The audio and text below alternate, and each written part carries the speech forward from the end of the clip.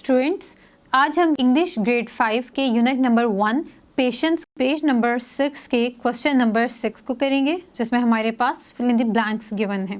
سو ہم ان کو one by one discuss کریں گے.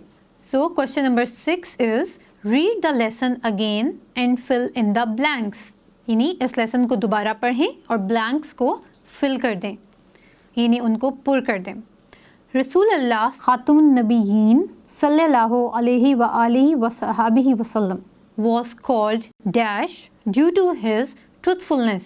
رسول اللہ خاتم النبیین صلی اللہ علیہ وآلہ وصحبہ وسلم کو ان کی سچائی کی وجہ سے کیا کہتے تھے؟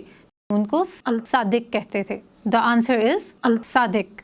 The people of Taif refused to accept dash.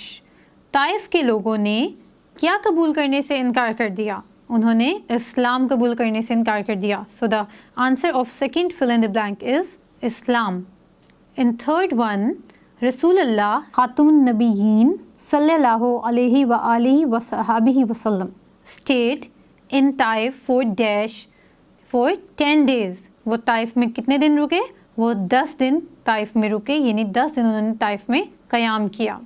اس کے بعد ہم ووکیبلری ورڈز جو ہیں وہ کریں گے. ہم دیکھیں گے کہ ووکیبلری بلڈنگ جو ہے وہ ہم کس طرح سے کر سکتے ہیں، ہم کس طرح سے نیو ورڈز سیکھ سکتے ہیں.